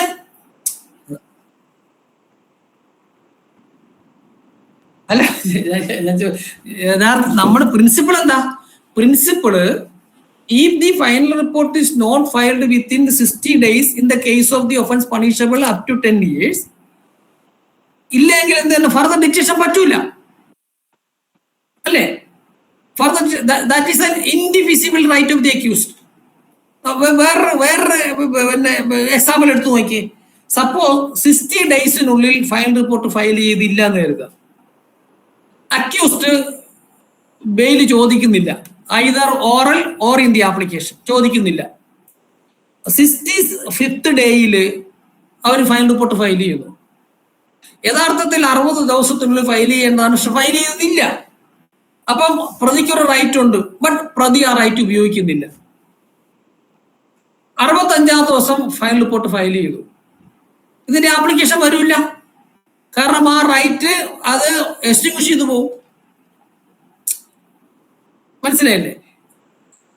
അതായത് നമ്മൾ നേരത്തെ പറഞ്ഞത് എന്താണ്? ജാമ്യം ഫർണിഷ് ചെയ്യാൻ തയ്യാറാകാത്ത ഒരു പ്രതിക്ക് അതിന്റെ ബെനിഫിറ്റ് കിട്ടൂല. അപ്പോ ജാമ്യം ചോദിക്കണം പ്രതി, അത് ഓറലായിട്ട് ചോദിച്ചാലും മതി. അത് കോടതി അവരെ ഇൻഫോം ചെയ്യണം ആ റൈറ്റിനെ കുറിച്ച്. നിങ്ങൾക്ക് ഇങ്ങനെ റൈറ്റ് ഉണ്ട്, ഇൻഫോം ചെയ്യണം. എന്നിട്ടും അവർ ആപ്ലിക്കേഷൻ വെക്കുന്നില്ല, എന്നിട്ടും ഒരു ഓറൽ ആപ്ലിക്കേഷൻ പോലും വെക്കുന്നില്ല എങ്കിൽ ആ റൈറ്റ് പോകും. പിന്നെ ഡീറ്റെയിൻ ചെയ്യാൻ പറ്റൂല, 161 ഡിറ്റൻഷൻ വരത്തില്ല. എന്നാൽ ഇവിടെ നമ്മുടെ പറഞ്ഞ ക്വസ്റ്റ്യനകത്ത് 60ാമത്തെ ദിവസം ഫയൽ റിപ്പോർട്ട് ഫയൽ ചെയ്തപ്പോൾ അയാളുടെ റൈറ്റ് പോയി, പിന്നെ ചോദിക്കാൻ പറ്റൂല. ഡിഫോൾട്ട് ബെയിൽ ഇല്ല, ദർ ഇസ് നോ ഡിഫോൾട്ട്. എന്നാൽ അതിന്റെ അടുത്ത ദിവസം ഈ കേസിൽ ഫർദർ ഇൻവെസ്റ്റിഗേഷൻ ചെയ്യുന്നു, റിപ്പോർട്ട് വരുന്നു, ഫർദർ ഇൻവെസ്റ്റിഗേഷൻ അനുവദിക്കുന്നു. അപ്പൊ ഇപ്പോഴത്തെ സ്ഥിതി എന്താണ്? ഇപ്പോഴത്തെ സ്ഥിതി പെൻഡിങ് ഫർദർ ഇൻവെസ്റ്റിഗേഷൻ ആണ്. അപ്പം പ്രതിക്ക് ഈ റൈറ്റ്, ഗ്യാരണ്ടീഡ് റൈറ്റ് കിട്ടുമോ എന്നുള്ളതാണ് ചോദ്യം. അപ്പൊ സജിത പറഞ്ഞത് അത് കിട്ടത്തില്ല, അത് ഓൾറെഡി ഫൈനൽ റിപ്പോർട്ട് ഫയൽ ചെയ്തുകൊണ്ട് റൈറ്റ് പോകുമെന്നാണ് സജിത പറഞ്ഞത്. Any different answer?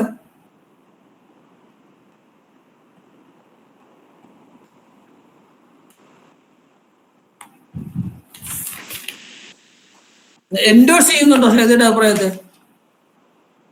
അത് പറയും.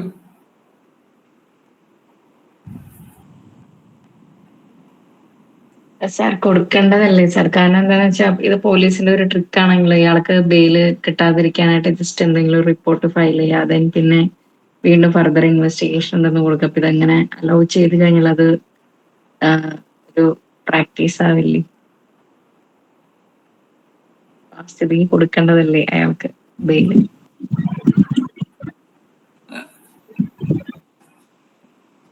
മജിസ്ട്രേറ്റ് ആകുമ്പോ കൊടുത്തുകളായിരുന്നു കേട്ടോ. റൈറ്റ് പോവും, ആ റൈറ്റ് പോവും. അത് ആ ഒറ്റ കാര്യം കൊണ്ട് ആ റൈറ്റ് റിവൈവ് ചെയ്യൂല കേട്ടോ. അത് ആ പൊസിഷൻ ഡിസ്കസ് ചെയ്യേണ്ട ഒരു ഡിസിഷൻ ഉണ്ട്. അതായത് Dinesh Dalmia versus CBI 2007 KHC 570.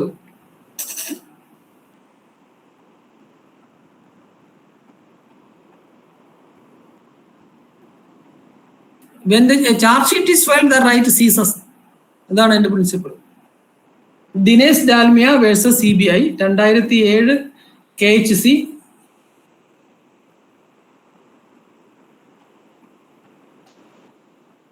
അതെനിക്കൊരു 570 ആണോ 5701 ആണോ സംശയം. 5701 കേട്ടോ. 2007 KHC 5701.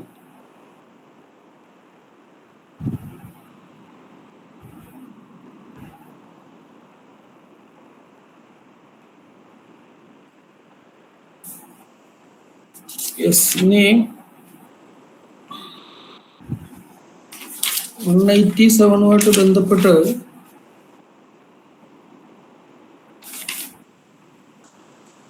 ഇത്തരം കാര്യങ്ങളൊക്കെ ഇമ്പോർട്ടൻ്റ് ആയിട്ടുള്ളൂ.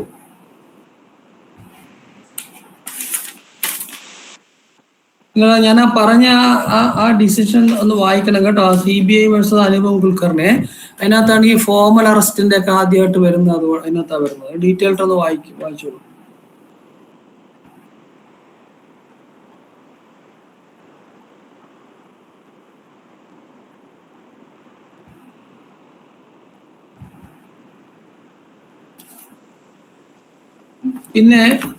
പിന്നെ വേറെ 2 ഡിസിഷൻ ഉണ്ട്. ആ 2 ഡിസിഷനും, അതായത് ഈ Senthil Balaji versus state represent by deputy director എന്ന് പറയുന്നത്. അതിനകത്ത് അത് 167(2) ഇംപ്ലിക്കേഷൻ ആണ്. അതൊരു സുപ്രീം കോടതി 2 ജഡ്ജസ് ഡിസിഷനാണ്. അതിനകത്ത് അവർ പറഞ്ഞത് magistrate can authorise a detention 15 days need not be confirm the first remand എന്നാണ്. ആദ്യത്തെ റിമാൻഡ് ആവണമെന്നില്ല എന്നുള്ളതാണ്. ബട്ട് അത് 2000 തന്നെ 3 ജഡ്ജസ് ഡിസിഷൻ ഉണ്ട്. അത് ബുദ്ധസിംഗ് വേഴ്സസ് സ്റ്റേറ്റ് ഓഫ് പഞ്ചാബ്. അത് കാണാതുള്ള ഡിസിഷൻ ആണത്. പക്ഷെ അത് വായിക്കുമ്പോൾ നമുക്ക് ഇതിന്റെ ആ ഇംപ്ലിക്കേഷൻസ് കുറച്ചുകൂടെ മനസ്സിലാവും. 2000 KHC 764 3 ജഡ്ജസ് ഡിസിഷൻ ആണ്. ബുദ്ധസിംഗ് വേഴ്സസ് സ്റ്റേറ്റ് ഓഫ് പഞ്ചാബ്. പുതിയ എന്തെങ്കിലും ഒഫൻസ് റിവീൽ ചെയ്താലും ആദ്യത്തെ 15 ദിവസം കിട്ടുള്ളൂ എന്നുള്ളതാണ്. മനസ്സിലായില്ലേ?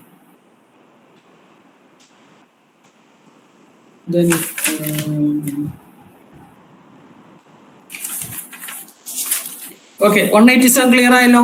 187 ബന്ധപ്പെട്ട് ക്വസ്റ്റ്യൻ ഉണ്ടാവും. തിരിച്ചും മറിച്ചും ഒക്കെ വായിച്ച് അത് ക്ലിയർ ആയിട്ട് മനസ്സിലായിക്കൊള്ളണം. ദെൻ 188 അത്ര വലിയ കാര്യം, റിപ്പോർട്ട് ഓഫ് ഇൻവെസ്റ്റിഗേഷൻ ആണ്, സബോർഡിനേറ്റ് ഓഫീസർ കൊടുക്കണം എന്നുള്ളത്. ഇനി ഞാൻ വേറൊരു കാര്യം ചോദിക്കാം. നിങ്ങൾ നജ്മല് പറയണ്ടേ. നിങ്ങളെ ചാർജ് ഷീറ്റ് ഫയൽ ചെയ്യുമല്ലോ, police officer charge sheet file ചെയ്യും, റഫർ റിപ്പോർട്ടും ഫയൽ ചെയ്യും അല്ലേ? കേട്ടിട്ടുണ്ടല്ലോ, ചാർജ് ഷീറ്റും റഫർ റിപ്പോർട്ടും. ഏത് പ്രൊവിഷൻ പ്രകാരമാണ് ചാർജ് ഷീറ്റ് ഫയൽ ചെയ്യണമെന്ന് അറിയാവോ? 173 ക്ലോസ് ടു. റഫർ റിപ്പോർട്ടോ? റിപ്പോർട്ട് നോക്കണം സർ. അത് അതിന് മുന്നിൽ ഏതൊരു പ്രൊവിഷൻ ഉണ്ട് നോക്കിട്ട് പറയാം സർ. നോക്കിട്ട് അടുത്ത ആൾക്ക് പറയാവോ? അമ്മനക്ക് പറയാവോ?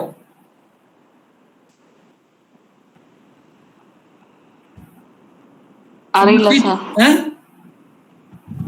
ചാർജ് ഷീറ്റ് ഫയൽ ചെയ്യണ പ്രൊവിഷൻ ഏതാ? 173. റഫർ റിപ്പോർട്ടോ? 173. രേവതിക്ക് പറയാവോ?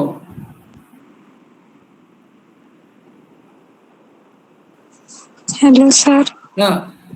ചാർജ് ഷീറ്റ് ഫയൽ ചെയ്യണം ഏത് പ്രൊവിഷൻ പ്രകാരം? ഇപ്പൊ CRPC അവര് പറഞ്ഞിരിക്കണത്, നമ്മൾ BNSS എത്രതല്ലേ ഉള്ളൂ. അപ്പൊ നമുക്ക് CRPC തന്നെ നോക്കാം.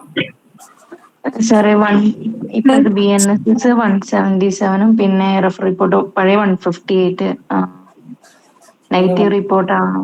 അതാണോ സാർ? ഓക്കെ. രേവതി പറയാമോ? സാർ BNS-ന്റെ ആണോ അതോ? അല്ല, CRPC പറഞ്ഞാൽ മതി. BNS-ലോട്ട് നമുക്ക് വരാം.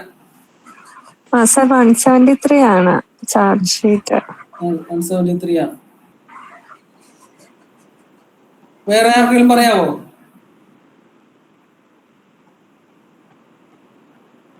ഓക്കെ, സിഗ്മ 173 എന്നല്ലേ പറഞ്ഞ? 173 ക്ലോസ് ടു റിപ്പോർട്ട്സ് ഇപ്പോഴത്തെ 193 173 ക്ലോസ് റിപ്പോർട്ടിൽ ചാർജ് ഷീറ്റ് ഫയൽ ചെയ്യാൻ പറയാനുണ്ടോ? മുൻപ് എപ്പോഴും വായിച്ചിട്ട് ഓർമ്മ സാർ, നോക്കട്ടെ സാർ. ഇൻവെസ്റ്റിഗേഷൻ കംപ്ലീറ്റ് ചെയ്ത് കഴിഞ്ഞാൽ അങ്ങനെ പറഞ്ഞിട്ടായിരുന്നു മുൻപ് പറഞ്ഞിട്ടുണ്ടായിരുന്നത്.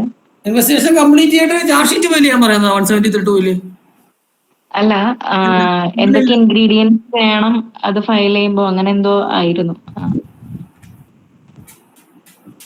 ഇൻഫർമേഷൻ, പിന്നെ എപ്പോ അറസ്റ്റ് ചെയ്തു, ബെയിൽ കൊടുത്തിട്ടുണ്ടോ, ആ ഒരു കോളം, അങ്ങനെ അതെല്ലാം എന്തൊക്കെ വേണം എന്നുള്ളതായിരുന്നു 173 ക്ലോസ് ടു. നമ്മൾ ആ പോലീസ് റിപ്പോർട്ടിന്റെ ഡെഫിനേഷനും പഠിക്കുന്നത് അതിൽ വെച്ചിട്ടാണല്ലോ സാർ. പോലീസ് റിപ്പോർട്ടാണ്, തർക്കമൊന്നുമില്ല. It is a police report. Report filed under 173(2) is known as police report. എന്റെ ക്വസ്റ്റ്യൻ ഇതല്ല, പോലീസ് റിപ്പോർട്ടും ചാർജ് ഷീറ്റും തമ്മിൽ വ്യത്യാസമുണ്ട്. ചാർജ് ഷീറ്റ് ഫയൽ ചെയ്യുന്നത്, കുറ്റപത്രം ഫയൽ ചെയ്യുന്നത് ഏത് പ്രകാരമാണെന്നാണ് എന്റെ ക്വസ്റ്റ്യൻ. ഏതായാലും 173(2) കുറ്റപത്രം കൊടുക്കാൻ പറയുന്നില്ലല്ലോ. പറയുന്നുണ്ടോ? ഇല്ല. പോലീസ് റിപ്പോർട്ട് എന്നുള്ള ഒരു ഇതിലാണ് സാർ. റഫർ റിപ്പോർട്ടും ഫയൽ ചെയ്യാം പോലീസിന്, അല്ലേ? റഫർ റിപ്പോർട്ടും ഫയൽ ചെയ്യാം. സജിത പറയുമെന്ന് എനിക്ക് തോന്നണം.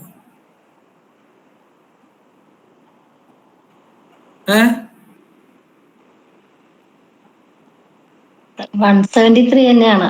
173 തന്നെയാണ്. നജിമലെ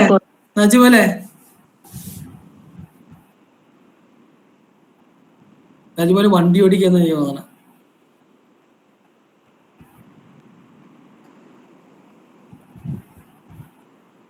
ഇതൊരു ഒരു ജനറൽ ഒരു തെറ്റിദ്ധാരണയാണ്.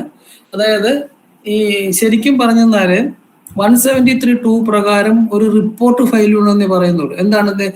The investigation should be culminated in to filing a report. ആ റിപ്പോർട്ട് ഒരു ചാർജ് ഷീറ്റും ആകാം, ഒരു റഫർ റിപ്പോർട്ടും ആകാം. മനസ്സിലായില്ലേ? എന്നാൽ നമ്മൾ പഴയ 169ഉം 170ഉം വായിച്ചു നോക്കുമ്പോൾ അതിന്റെ ഉത്തരം കിട്ടും. അതിന്റെ കറസ്പോണ്ടിങ് പ്രൊവിഷൻ 189ഉം 190ഉമാണ്. ഇനി 189 ഒന്ന് വായിക്കും, സിഗ്മ തന്നെ ഒന്ന് വായിക്കും. 189 പഴയ 169 ആണ്. Release of accused when evidence deficient. If upon an investigation under this chapter, it appears to the officer in charge of the police station that there is not sufficient evidence or reasonable ground of suspicion to justify the forwarding of the accused to a magistrate, such officer shall, if such period is in custody, such a person is in custody, release him on his executing a bond or bail bond, as such officer may direct to appear if and when so required before a magistrate empowered to take cognizance of the offence on a police report and to try the accused or commit him for trial. അപ്പോ investigation നടത്തി പ്രതിക്കെതിരെ തെളിവില്ല എങ്കിൽ 189 പ്രകാരം പ്രതിയെ കൈകാര്യം ചെയ്യണം. മനസ്സിലായില്ലേ? 189. ഈ 190 ഒന്ന് വായിച്ചേ. 190 ഹെഡിങ് വായിച്ചേ ആദ്യം. Cases to be sent to magistrate when evidence is sufficient. അപ്പൊ 189 when evidence is deficient, evidence ഇല്ല. 190 എവിഡൻസ് ഉണ്ട്. ഇനി വായിച്ചേ. If upon an investigation under this chapter, it appears to the officer in charge of police station that there is sufficient evidence or reasonable ground as aforesaid, such officer shall forward the accused under custody to a magistrate empowered to take cognizance of the offence upon a police report and to try the accused or commit him for trial, or if the offence is bailable and the accused is able to give security, shall take security from him for his appearance before such a magistrate on a day fixed, and for his attendance from day to day before such a magistrate until otherwise directed. അപ്പോ രണ്ടാമത്തെ വായിക്കാൻ പറ്റേ. അപ്പോ ഈ പിന്നെ 173 നമ്മളിപ്പോ 173 അല്ലല്ലോ, 193 നമ്മൾ വരാൻ പോണതേ ഉള്ളൂ. അതിൽ പറയുന്ന അല്ലെങ്കിൽ മുമ്പത്തെ 170 പറയുന്ന ഇതാണ്, investigation shall be concluded and should be file A report under so and so and so. ആ റിപ്പോർട്ട് ഇന്നത് ഫയൽ ചെയ്യണമെന്ന് നോ കോർട്ട് ക്യാൻ ഡയറക്റ്റ്. മനസ്സിലായില്ലേ? പ്രതിക്കെതിരെ തെളിവില്ല എങ്കിൽ എന്താണ്, അത് റിപ്പോർട്ട് ഫയൽ ചെയ്യാം. റിപ്പോർട്ട് ഫയൽ ചെയ്യാം. ഇല്ല, അല്ലാണ്ട് ഞാൻ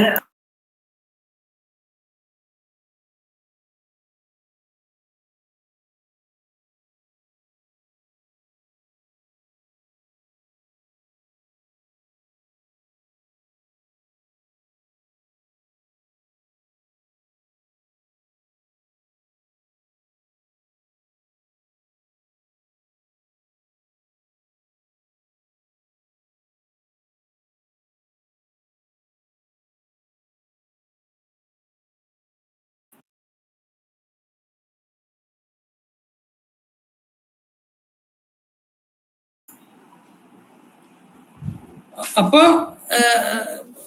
രണ്ടുതരം റിപ്പോർട്ടാണ്. ഒന്ന് റെഫർ റിപ്പോർട്ട് നമ്മൾ കോമൺലി പറയും, മറ്റൊന്ന് ചാർജ് ഷീറ്റ് എന്ന് ഓൺലി പറയും. ചാർജ് ഷീറ്റ് എന്ന് പറയും. ഫൈനൽ റിപ്പോർട്ട് രണ്ടു ആകാം. Either it is a charge sheet or a refer report. Refer report ആണെങ്കിൽ എന്താണ്, actually it is a report filed under 173(2) read with 169. അതുപോലെ തന്നെ 173(2) റെഡ് വിത്ത് 170 നേരത്തെ. ഇപ്പോഴാകുമ്പോൾ 189 ആൻഡ് 190. അപ്പോൾ റെഫർ റിപ്പോർട്ട് ഫയൽ ചെയ്യുന്നത് ആക്ച്വലി 189 പ്രകാരവും പോലീസ് പിന്നെ ചാർജ് ഷീറ്റ് ഫയൽ ചെയ്യുന്നത് 190 പ്രകാരവുമാണ്. അത്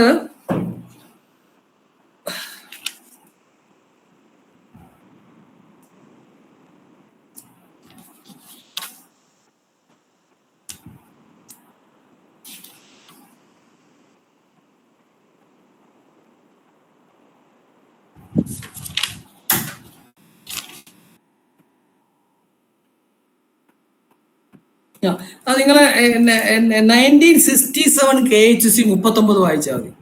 അതിന്റെ പാര നമ്പർ 1967 KHC 39 പാര 19.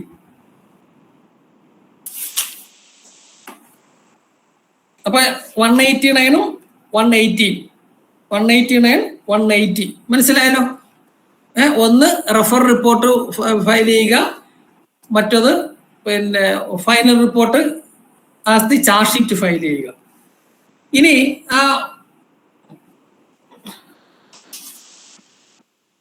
സർ, ആ 1967 KHCയുടെ ആ ഒരു പേര് എന്തെങ്കിലും ഉണ്ടെങ്കിൽ ഒന്ന് പറഞ്ഞു. അത് അധികം നോക്കിയെടുക്കണം, ഞാൻ പേര് പറഞ്ഞുതരാം. ഓക്കെ സാർ, കുഴപ്പമില്ല.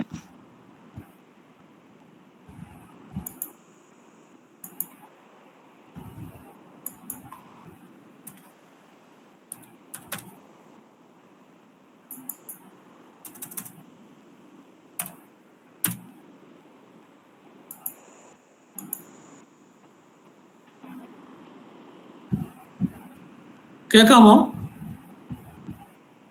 കേൾക്കുന്നുണ്ട് സാർ. അഭിനന്ദൻ ഛ JHA ആണ് വേഴ്സസ് ദിനേശ് മിശ്ര.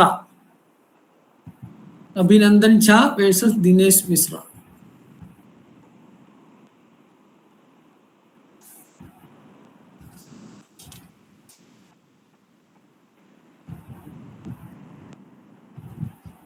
ഇനി ആ 190യുടെ ആ ബാക്കി ഒന്ന് വായിച്ചോളൂ. 190യുടെ ബാക്കി ഒന്ന് വായിച്ചോളൂ. സൗഫിയിലൊന്ന് വായിക്കൂ ബാക്കി.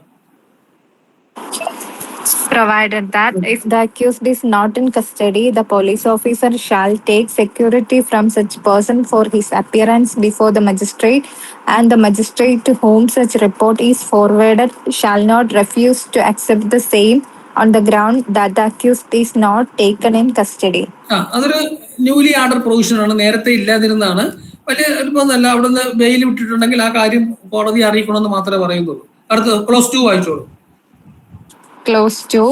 When the officer in charge of a police station forward an accused person to a magistrate or takes security for his appearance before such magistrate under this section, he shall send to such magistrate any weapon or other article with which it may be necessary to produce before him, and shall require the complainant, if any, and so many of the persons who appear to such officer to be acquainted with the facts and circumstances of the case, as he may thinks necessary to execute a bond to appear before the magistrate as thereby directed, and prosecute or give evidence as the case may be in the matter of the charge against the accused. 3 കൂടെ വായിക്കും, 3 and 4 കൂടെ വായിച്ചു. Clause 3. If the court of the judicial magistrate, the chief judicial magistrate is mentioned in the bond, such court shall be held to include any court to which such magistrate may refer the case for enquiry or trial, provided reasonable notice of such reference is given to such complainant or persons. Clause 4. The officer in whose presence the bond is executed shall deliver a copy thereof to one of the persons who executed it, and shall then send to the magistrate to the original with his report. എല്ലാം police ഓഫീസറിന് charge sheet file ചെയ്യുമ്പോൾ ചെയ്യേണ്ട കാര്യങ്ങളാണ്. But charge sheet file ചെയ്യുമ്പോൾ ചെയ്യേണ്ട കാര്യങ്ങൾ is coupled with the principle enunciated in the coming 193, നേരത്തെ 173. അപ്പോൾ 173(2) report എന്ന് പറയുന്നത് 2 തരത്തിലാകാം. Either a charge sheet or a ref report. If it is a charge sheet, it is under 190. If it is a refer report, it is under 189. Clear ആയല്ലോ?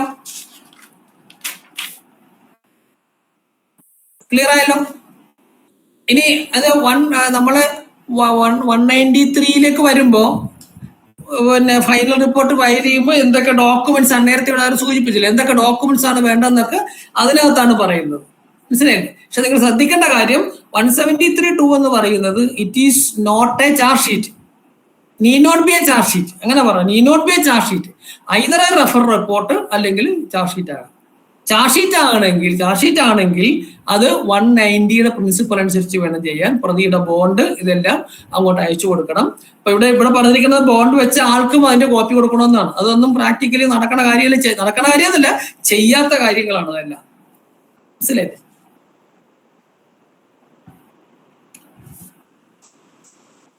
Yes, ഞാൻ അടുത്തൊരു important section ആണ്, അത് കുറച്ചുകൂടി സമയം എടുക്കേണ്ടതായിട്ട് വരും. Diary of proceedings. അപ്പൊ ഓക്കെ, ഇന്നത്തെ ക്ലാസ് എന്തെങ്കിലും ഡൗട്ട് ഉണ്ടോ?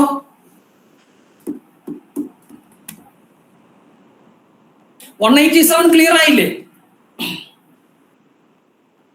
ക്ലിയർ ആയി സർ, ക്ലിയർ ആയി. ക്രിസ്റ്റൽ ക്ലിയർ ആയോ? മനസ്സിലായി സർ.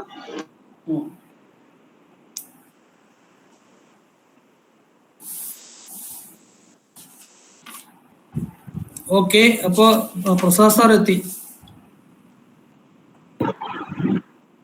ഇനി സർ നേരത്തെ അംജദ് ചോദിച്ചൊരു ചോദ്യം തന്നെയാണ് സർ ഞാൻ ചോദിക്കാൻ പോണത്. എന്താണ് ഈ വിത്തിൻ 30 days കൊണ്ട് ചാർജ് ഫയൽ ചെയ്തിട്ടില്ലെങ്കിലാണ് ബെയിൽ കൊടുക്കേണ്ടത് എന്ന് എവിടെയാണ് സർ പറഞ്ഞിട്ടുള്ളത്? Good question. അതായത് എന്താ പറയണത്, 60 daysനുള്ളിൽ ഫൈനൽ റിപ്പോർട്ട് കൊടുത്തില്ലെങ്കിൽ എന്ത് ചെയ്യാൻ പാടില്ല?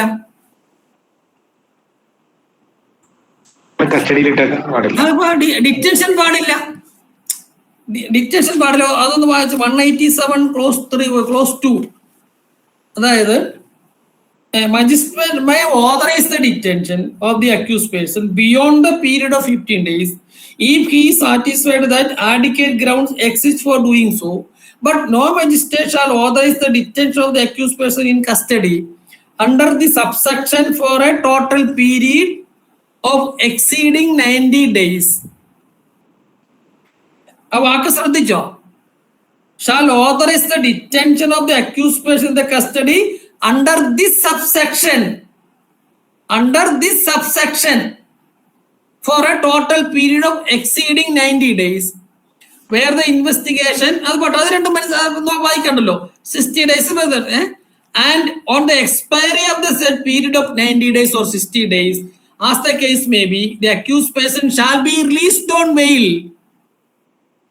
if he is prepared to do and does furnish bail. എന്താ പറയണേ? 60 ദിവസത്തിനുള്ളിൽ 60 ദിവസത്തിന് മേൽ ഇയാളെ ഈ സബ്സെക്ഷൻ പ്രകാരം ഡീറ്റെയിൻ ചെയ്യാൻ പറ്റൂല. 60 ദിവസത്തിനകം ഇത് കൊടുത്തില്ല, എന്ത് ചെയ്യണം? റിലീസ് ചെയ്യണം. മനസ്സിലായോ? ക്ലിയർ ആണ് സർ, ക്ലിയർ ആണ്. എന്താണ് പിന്നെ നജിമല് ഡൗട്ട് വന്നേ? അതല്ല, ഞാനതില് ഈ ചാർജ് ഷീറ്റ് ഫയൽ ചെയ്തിട്ടില്ലെങ്കിൽ ഇപ്പൊ NDPS കേസിലൊക്കെ അവർ റിപ്പോർട്ട് പറയാറുണ്ട്, കൂടുതൽ സമയം വേണമെന്ന് പറയും, 180 days എക്സംഷൻ ചോദിക്കലുണ്ട്. അതേമാതിരി ഇവിടെ ചോദിക്കാൻ പറ്റില്ല.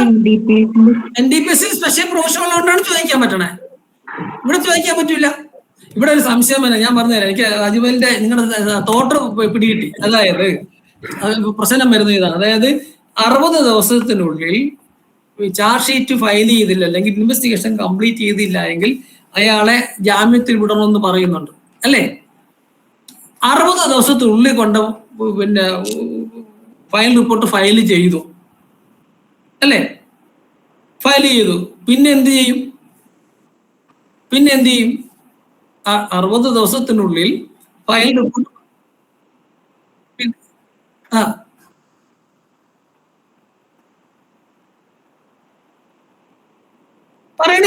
പറയണില്ലെന്നേ. അങ്ങനെ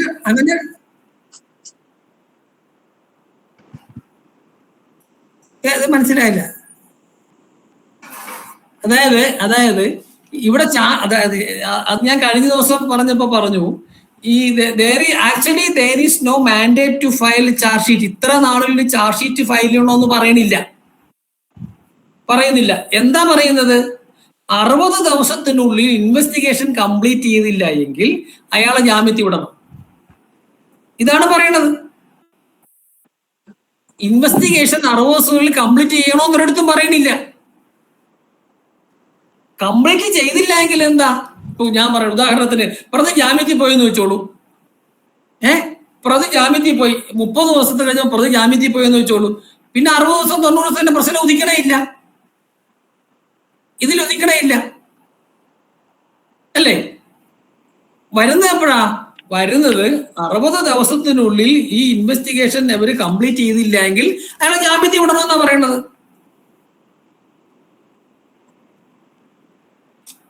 മനസ്സിലായോ? അതായത് ഞാൻ കഴിഞ്ഞ ദിവസം പറഞ്ഞപ്പോ പറഞ്ഞു, ഈ എന്ന് തൊട്ട് എണ്ണണം, ഏതാ ഈ 60 ദിവസം എന്ന് തൊട്ട് എണ്ണണം എന്നുള്ള ക്വസ്റ്റ്യൻ വന്നപ്പോ പറഞ്ഞു, നമ്മുടെ കേരള ക്രിമിനൽ റൂൾസ് ഓഫ് പ്രാക്ടീസിൽ പറയുന്നുണ്ട്, ആദ്യത്തെയും അവസാനത്തെ ദിവസവും കൂടെ ഇൻക്ലൂഡ് ചെയ്യണമെന്ന് പറയുന്നുണ്ട്, first day and last day. എന്നാൽ ജനറൽ ക്ലോസ് ആക്ടില് അതിന് സെക്ഷൻ 9 and 10 പറയുന്നത്, അങ്ങനെ ഒരു പീരീഡ് കമ്പ്യൂട്ട് ചെയ്യേണ്ടി വരുമ്പോ ഫസ്റ്റ് ഡേ എക്സ്ക്ലൂഡ് ചെയ്യണമെന്ന് പറയുന്നുണ്ട്, ലാസ്റ്റ് ഡേ കൂട്ടണം. മനസ്സിലായില്ലേ? അപ്പൊ നമ്മൾ പറഞ്ഞു, എന്നാൽ ജനറൽ ക്ലോസ് ആക്ട് ഇവിടെ അപ്ലൈ ചെയ്യാൻ പറ്റൂല. എന്തുകൊണ്ടാ? ജനറൽ ക്ലോസ് ആക്ട് പറയുന്നത്, when a statute prescribed a period for doing a particular act, അതായത് ഒരു കാര്യം ചെയ്യണതിന് ഇത്ര ദിവസം എന്ന് പറഞ്ഞിട്ടുണ്ടെങ്കിലാണ് 9 and 7 അപ്ലൈ ചെയ്യണത്. ഇവിടെ എന്താ? ഇവിടെ ഫൈനൽ റിപ്പോർട്ട് ഫയൽ ചെയ്യണമെന്ന് പറയണില്ല. ചാർജ് ഷീറ്റ് ഇപ്പൊ ഉദാഹരണത്തിന് there should be a mandate, 60 ദിവസത്തിൽ ചാർജ് ഷീറ്റ് കൊടുക്കണമെന്നായിരുന്നെങ്കിൽ അവിടെ ജനറൽ ക്ലോസ് ആക്ട് അപ്ലൈ ചെയ്യും. ഇവിടെ അങ്ങനെ ആപ്ലിക്കേഷൻ ഇല്ല. ഇവിടെ പറയാം എന്താ, 90 ദിവസത്തിനുള്ളിൽ അല്ലെങ്കിൽ 60 ദിവസത്തിനുള്ളിൽ നിങ്ങൾ ഇൻവെസ്റ്റിഗേഷൻ കംപ്ലീറ്റ് ചെയ്തെങ്കിൽ അയാൾ ജാമ്യത്തിൽ വിട്ടേക്കണമെന്ന് പറയുന്നുള്ളൂ. അല്ലാതെ ഈ ചാർജ് ഷീറ്റ് ഫയൽ ചെയ്തേ പറ്റുമെന്ന് പറയുന്നില്ല. ഫയൽ ചെയ്യണം. എന്തിനാ ഫയൽ ചെയ്യണത്? ഈ പ്രതിയുടെ റൈറ്റ് കർട്ടൈൽ ചെയ്യാൻ വേണ്ടിയിട്ടാണ്. മനസ്സിലായില്ലേ? അപ്പൊ സ്വാഭാവികമായിട്ട് ഒരു ക്വസ്റ്റ്യൻ നമുക്ക് ഡൗട്ട് തോന്നാവുന്നത്, സപ്പോസ് 60 ദിവസത്തിന് മുമ്പ് 50 ദിവസം ആയപ്പോ കൊണ്ട് ചാർജ് ഷീറ്റ് ഫയൽ ചെയ്ത് കഴിഞ്ഞാൽ പിന്നെ അവന്റെ റിമാൻഡ് വരുന്നത് നോട്ട് അണ്ടർ ദി സബ്സെക്ഷൻ. അതാണ് നോക്കേണ്ടത്. His further remand not under 167 അല്ലെങ്കിൽ 187. അത് ഏത് പ്രകാരം പോകും? പഴയ 309 പ്രകാരമാണ്. പോയി. മനസ്സിലായില്ലേ? അത് മനസ്സിലാക്കണം. ഫർദർ റിമാൻഡ്, കാരണം ഇൻവെസ്റ്റിഗേഷൻ കംപ്ലീറ്റ് ചെയ്ത് കഴിഞ്ഞാൽ പിന്നെ 167 ആപ്ലിക്കേഷൻ പോയി. അതുകൊണ്ടാണ് ഇതിനകത്ത് പറയുന്നത്, ആ വേർഡ് വന്ന അതുകൊണ്ടാ. No magistrate shall authorize the detention of the accused in the custody under this subsection എന്ന് പറഞ്ഞത് അതുകൊണ്ടാ. അപ്പൊ വേറെ ഏതെങ്കിലും സെക്ഷൻ പ്രകാരം റിമാൻഡ് ചെയ്യാം. പക്ഷെ 167(2) പ്രകാരം 187(2) പ്രകാരം പറ്റൂല. മനസ്സിലായില്ലേ? ക്ലിയർ ആയില്ലേ? അഞ്ചത്ത് ക്ലിയർ ആയോ? ഇത് വായിക്കുമ്പോ ഞാൻ ഈ പറഞ്ഞ പോലെ ഒരുപാട് സംശയം വരും. അതിപ്പോ അമൻഡ് ചെയ്ത് ചേർത്തിരിക്കുന്നത് മൊത്തം നമ്മളെ പഠിപ്പിക്കാൻ പറ്റുന്ന സാധനങ്ങളാണ്. ഒരുപാട് പ്രശ്നങ്ങൾ. ഓക്കെ, നജിബൽ ക്ലിയർ ആയോ? ക്ലിയർ ആയി സാർ. ഓക്കെ, അപ്പോ വി ക്യാൻ സീ ഇനി നെക്സ്റ്റ് മൺഡേയില് നമുക്ക് BNSSന്റെ ഒരു എസ് പോയിട്ട് കാണാം. BNS ആയിട്ട് കാണാം. Okay Okay, sir. Thank you, sir. Thank you. Thank you, sir. Okay.